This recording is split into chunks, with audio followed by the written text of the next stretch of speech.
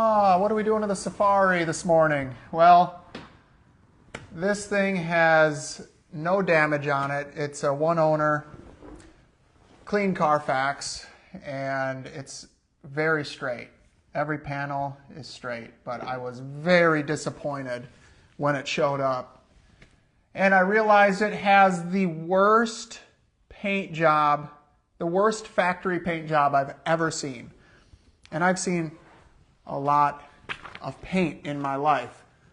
And I also have learned over the years in this line of work to not exaggerate when I talk. I'm not exaggerating. This is the worst factory paint job I've ever seen. And what I mean by that is this.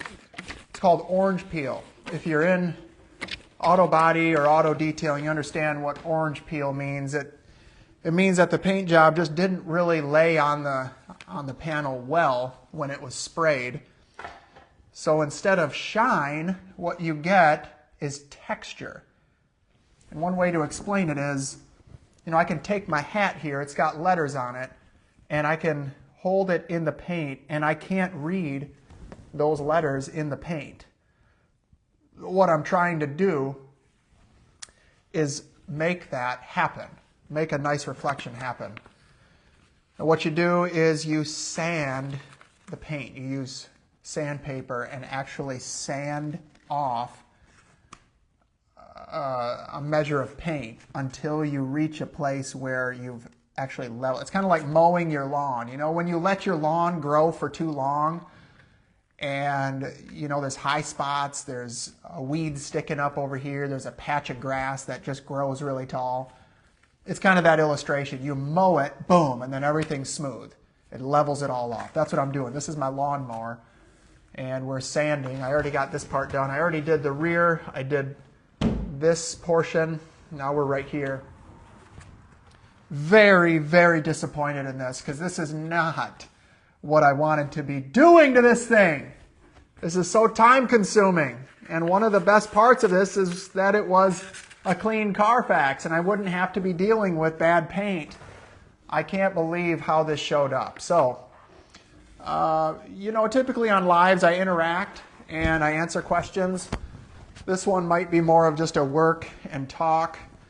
I'll check in occasionally, but hey, Saturday morning, it's rainy outside here in Michigan, and maybe I'll have a few people join in, and figured this was an opportunity. This is my own vehicle, so I'm on my own time. I can just turn the live on, and maybe you can have a glimpse into what it's like to wet sand and buff automotive paint. I wonder if there's any GMC Safari in the world that has been wet sanded and ceramic coated. I may have the only one here soon. It's a lot of work, and I'm only doing the blue middle here. I can't really get into these pillars. That's some dangerous work. When you're sanding on that, you got to be careful because you got to follow it up, obviously, with buffing it out, and that can get really time-consuming and risky when you start working around edges like that. So we're only doing this blue middle all around the van, but it's still a lot of work. But in the end, this will be the most dialed-in, shiny GMC Safari that you've ever seen. I'm really excited.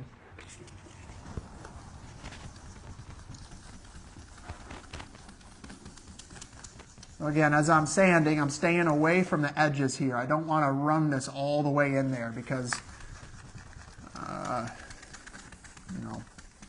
what I'm essentially doing is scratching the paint here.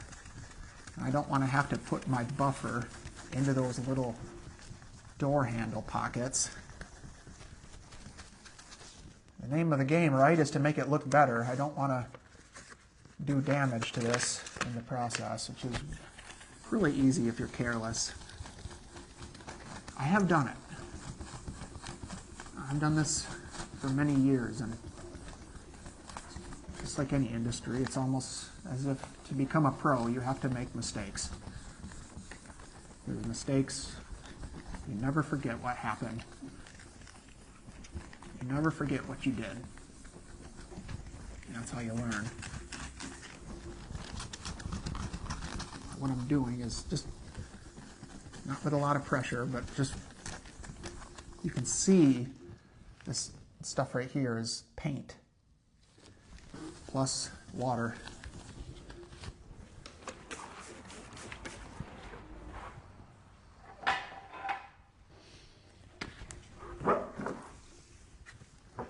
Got a little squeegee here, and what I do is I use a heat gun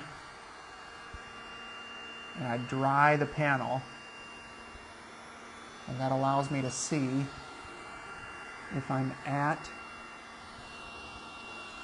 the level I want to be. If it's completely dull and I can't see any reflection in it, that spot is done. If I can see, I know you probably can't see on the camera, but I'm just trying to dull the whole panel. Make it so that I can't even see my powerful lights in the reflection. This is 2000 grit.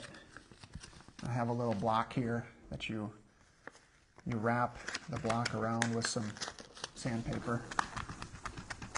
I thought about doing this with a dual action polisher, which I certainly could.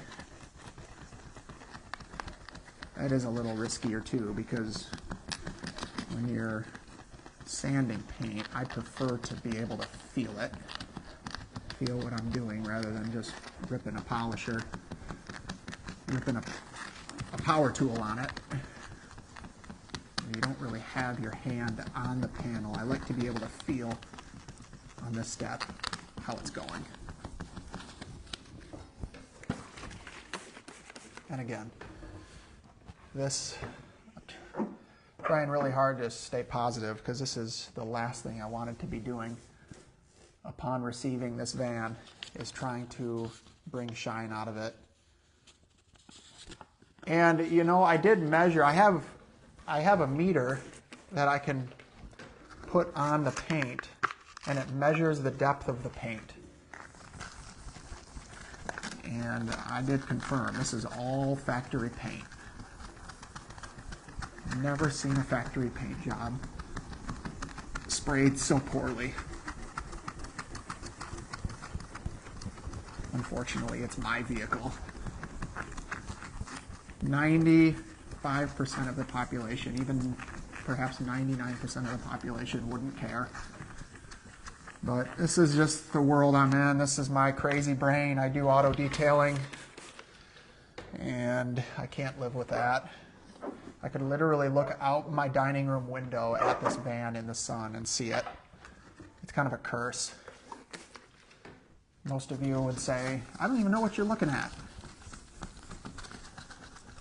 But here's the thing about auto detailing, is the work that I'm doing here, when it's all done, everybody would say, wow, that shines.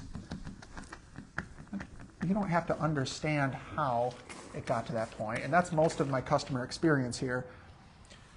I don't ask customers necessarily what they want done. Now, some people call with an understanding of what they want, and I help them. But most people, say for instance moms with their SUVs, it's real simple. They just want their Yukons looking their best. So I don't ask them if they want their paint polished. It's assumed in the job. Does that make my prices higher? Do some people need an explanation of why it costs what it costs? Sometimes.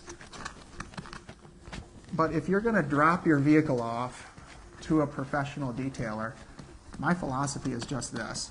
We're going to put a power tool on the paint, because if you want it detailed, you want it to shine. That doesn't mean we're polishing it out to perfection like you're heading to the SEMA car show next week. There's plenty of ways using power tools that you can just put a simple shine on your paint, like a video I posted yesterday.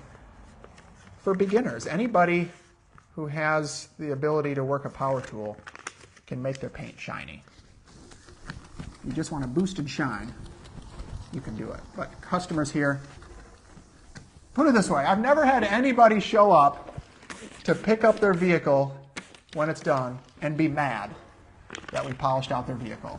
It's always a great result, and I'm told all the time, especially by moms with their SUVs, I never knew it could look this good. But that's the difference detailing brings when you put a power tool on your paint. Okay, I'm working and talking, spacing out here.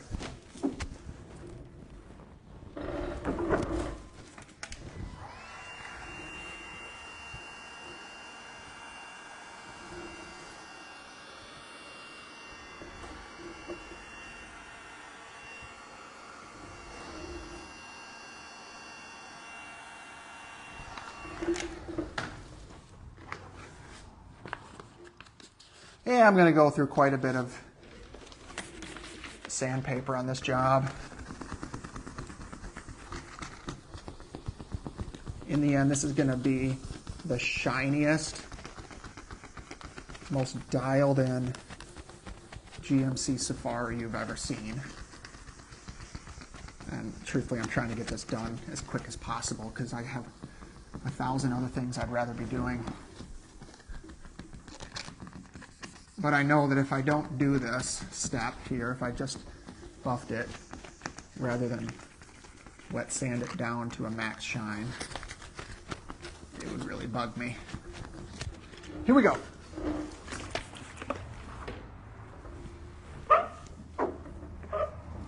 Squeegeeing off the water and heating up the panel. Drying it is what I'm doing so I can see the result of my sanding. I do want to go a little more. This is one big panel here, so this is really the high impact spot. This is where it's really going to start shining. I'm going to check in with you guys. Maybe, I don't even know if anybody's watching. I'm just working and talking as I go here. Let me see what. Yeah, I need a little bit more sandpaper going here. Need a little bit more sanding action.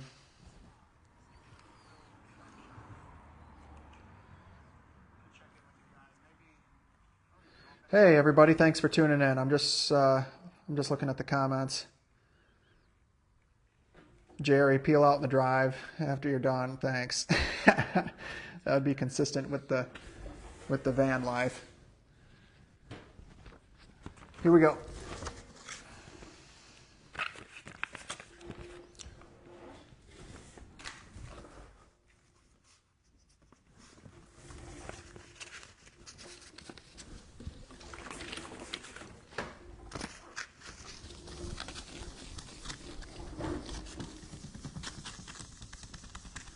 Sanding this down a little bit more. Get a little more shine here. I'm almost there.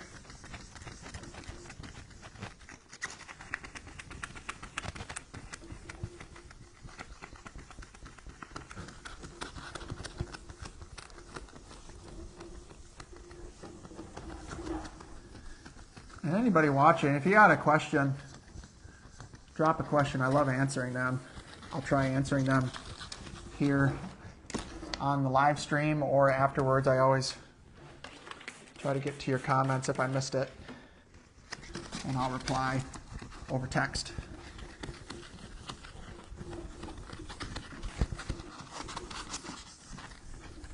Okay, let's see where we're at. This should be all set.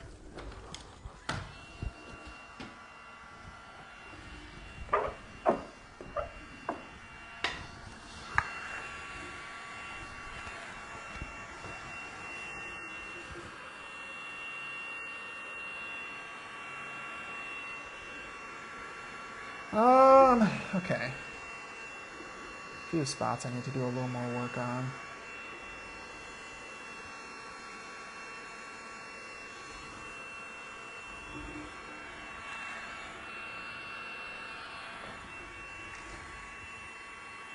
Other than that, we're looking good, baby. We're looking good. Right there.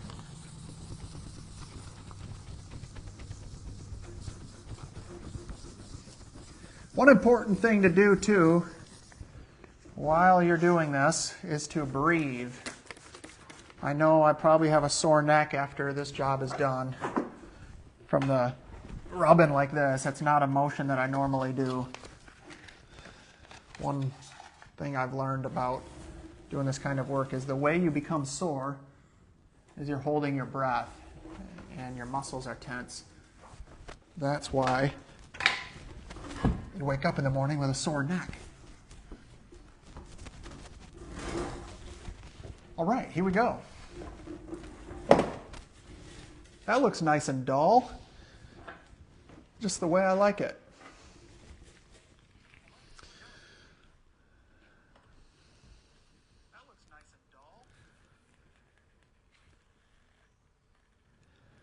All right.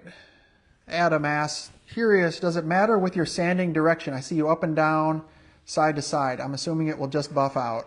Yeah, that's a question that, you know, as many people who do this have an answer for. I like to just try and stay, you know, if I'm doing this portion right here, obviously I have to work side to side, but I went up and down like this.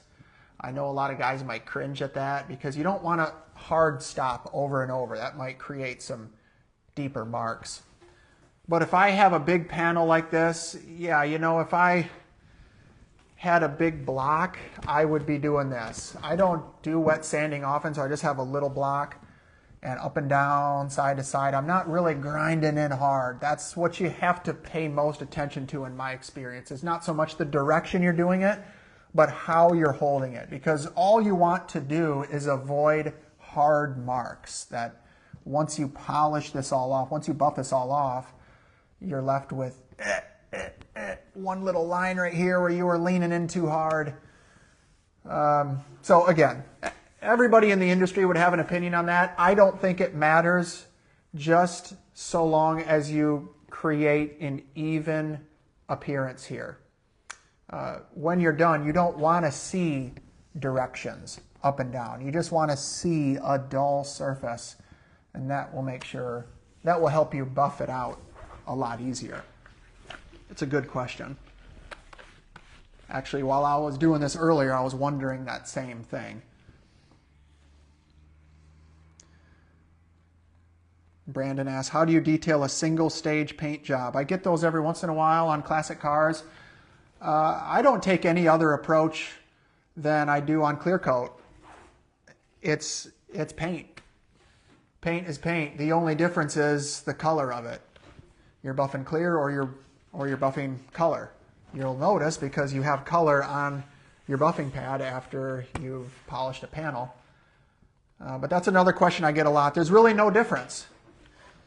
Really no difference. There may be a difference, I mean, in my world as a detailer, how much effort it takes. It might be a harder paint, which takes more power to get through to get the scratches out, or it might be a softer paint.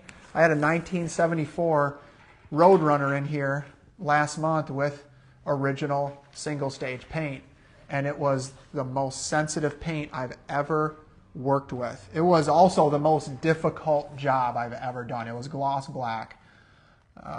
So answer your question, single stage versus clear coat, there's no difference in how I approach buffing and polishing, but it always does take a test spot, right? Every vehicle is different. Like that Roadrunner, I came into it and used very, very gentle pads and polishes.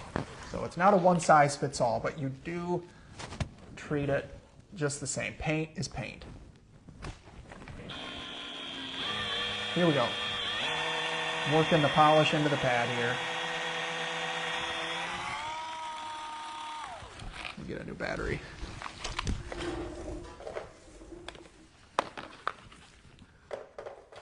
Keep a charger on the floor next to me.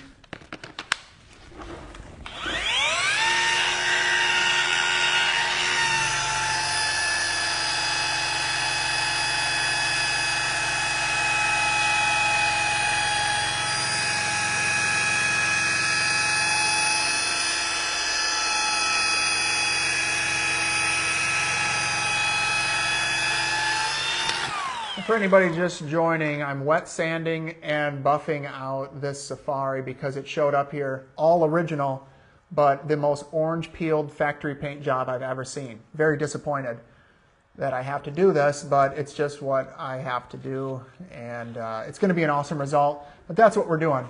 Wet sanding the blue middle portion of the van, and that's, you can see it's dull right here. We've sanded this down. It's going to be an awesome shine, and now we're on the buffing stage.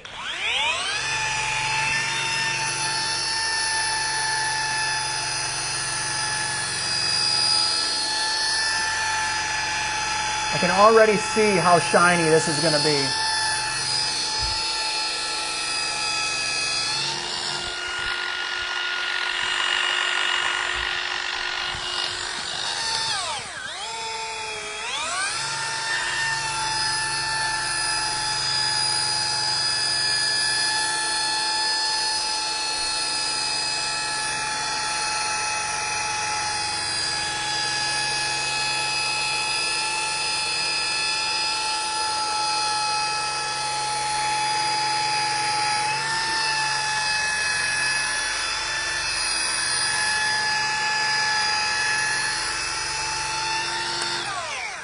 Kind of standing or sitting this way so you can actually see what I'm doing. Normally I'd be squared up to it, but I'd like you to at least have something to watch as I do this. So that's why I'm kind of sitting like this.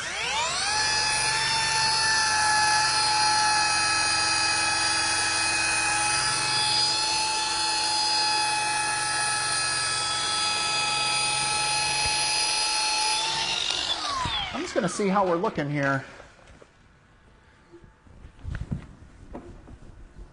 Ooh. Oh my gosh, this thing is going to shine like crazy.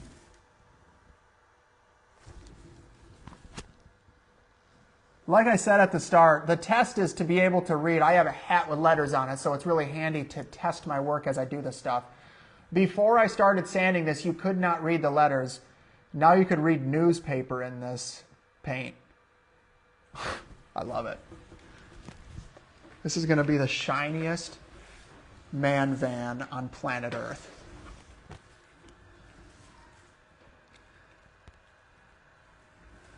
Thanks everybody for tuning in. I just decided to start a live here Saturday morning. We're in here working on the Safari. David asks 20 minutes ago, sorry I didn't see it earlier, what works best for you for cleaning and polishing glass? The cheat code for cleaning glass is spraying window cleaner into a magic eraser and scrubbing your glass with a magic eraser. And then I squeegee that off. I have a glass towel then afterwards to clean up what's left, but I try and squeegee it off. That's the cleanest result. Polishing glass, I do not do glass polishing. I've never found it to be worth the effort, except maybe in antique cars where you can't find replacement glass. But I tell most people who are interested in polishing glass, you are going to spend more with me polishing the glass out and likely having, you know, a much better result, but it's not going to be like new. You're going to spend more doing that than you will just having the glass replaced. That's always my that's always my response to glass polishing. Yes, it can be done. 90% of the time it's not worth the effort on the end of the detailer. Just have the glass replaced. Stephanie, hello from Saginaw. Hello. Thanks for tuning in. Thomas asks, what grit am I using? I use 2000. 2000 is just a good grit to use to level off clear coat orange peel. And again, there aren't bad spots on this. It's just overall consistently, it's just subpar. I'm not trying to knock off like rhino liner texture. It's just, you know, when you have a detailing eye, it's like, man, I can't read my hat letters in it, so it's got to be dealt with. So 2000 grit, that's always a good place to start, and I don't like to go below that. Every step you go more aggressive from 2000 multiplies the amount of work it's going to take exponentially, because you got to get some really hard compound, a big fat rotary tool to get those deep sanding marks out. 2000 gets me what I want here. This is looking awesome. And what's nice about 2000 grit is I can work it out with a cordless rotary and just a small wool pad. And this is not the most powerful rotary in the world. And here's the thing, it doesn't have to be. I'm not polishing out a boat, which is super hard gel coat. People use big, heavy rotary buffers on those for a reason. On clear coat, this is very, very soft in relation to gel coat on a boat. And anytime I can use a cordless tool, anybody who's used cordless tools knows it's just amazing to be able to just pick it up and you don't have a cord around you, especially when you're working for hours. They don't have as much power as a corded tool, but like I said, this thing on speed 6, which is its highest speed, is just the right amount of power you need to get this result right here. It's a good question. Thanks, Alex. Or Thomas. Thomas came in with that question. Alex asked me, though, what do you do when you're not detailing? I'm a dad. I got 3 kids. So we're always looking for adventurous stuff to do. Like this afternoon, we're going to be hooking up the quad, and we're going to be looking for more pop cans in the ditch. The kids love doing that. I like to play games at the table with my kids, games like Sorry, even though it always ends up with one of the kids crying. We still have fun. We like to go out for dinner. My favorite thing to do is ride quads. We're in Michigan here. There's a dune, a big sand dune. It's like a dream ride. It's like riding a quad on a beach. But you know what? I don't get the opportunity to do that much anymore because life is just changing, and anybody who's a dad understands what I'm saying. There's not so much time for, only one person can ride a quad. That's what I like to do. I like to read books. I don't do that as often as I'd like either. Let me take one more question. I appreciate you guys tuning in, and then I'm going to get back to work here. You need a 2-door Tahoe next. Quentin, yes, that would be amazing. My friend has one, and I always tell him I'd love to have it. Emmanuel, that's a really cool rolling seat that you use. Is it a specific brand? Yeah, it's called Viper, V-Y-P-E-R. It is the best, one of the best purchases I've ever made when it comes to working, detailing. This thing is a game changer. It is $600, $700. So the purchase was like, oh man, okay. But you know what? I had a friend let me borrow his for a week. Sold. Because when I'm sitting like this, I can just sit like this. And if I want to stretch back, I got a little backrest here. Anyway, these chairs are amazing. Yes, if you see them online, a lot of people complain about their price. But, I've learned, I'm 38 years old. I am happy to spend 5 times as much on a product that's going to last and be comfortable. What's my favorite part about this is the cushion doesn't have memory, meaning you can sit on this for months and months and months in the same exact position, and it doesn't smash down and become flat and uncomfortable. Very nice tool. Viper shop chair. If anybody has one, they always chime in and say, I agree, best chair I've ever bought.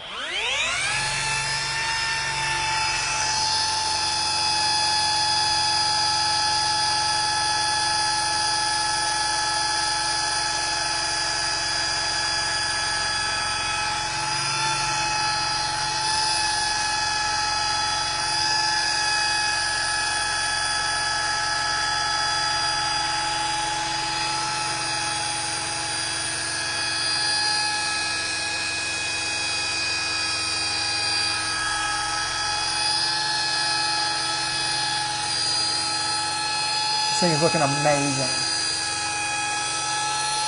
Just amazing.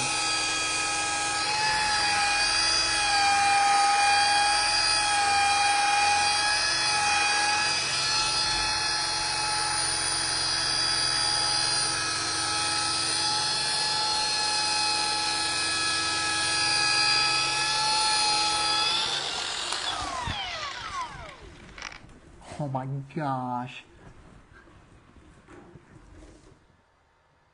I love it.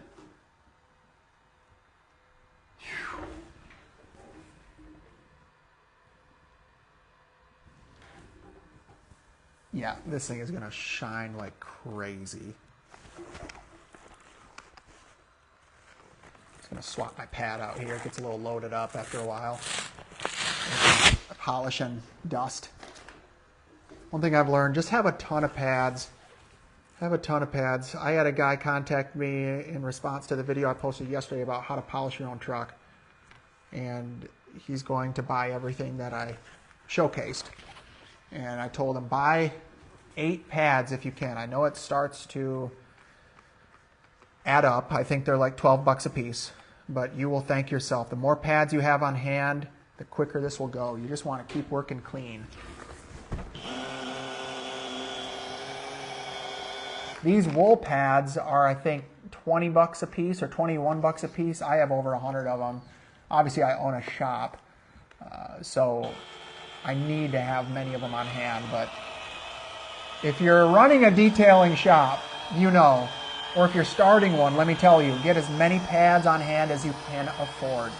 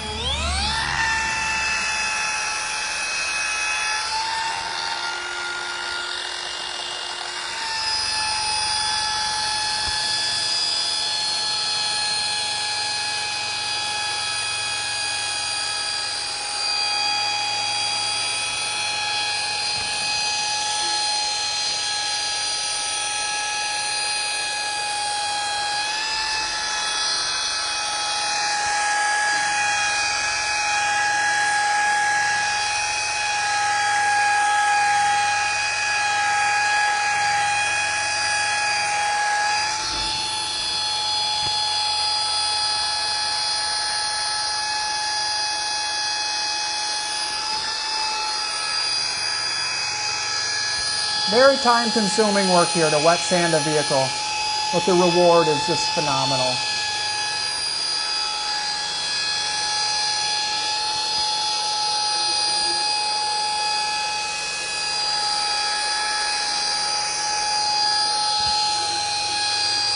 This would be a pretty pricey service to have this done on a vehicle this size. If you wanted to bring this in to be detailed, wet sanded, buff, polished, ceramic coated, it would be around $3,000.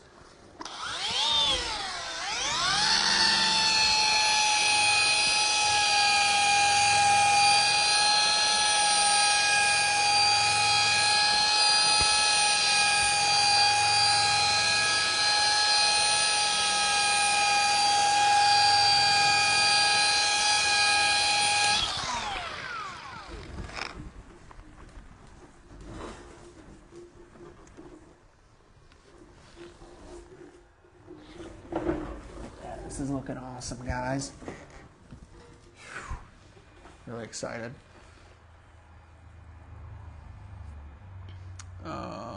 Just checking you guys out here, seeing if there's any comments I can. Jacob, good morning from Oklahoma, 20 minutes ago. Good morning, bro. Thanks for tuning in. Chance, you do a good job. Thanks, man. Appreciate the love. Cash, thanks for tuning in. Omar, thanks for tuning in, man. We love to work on the older GM rigs. Appreciate everybody. I'm going to work for a couple more minutes here, then we're going to tune out. I'm going to get to work. I got some other stuff to do today. We're going to work on this in stages. So.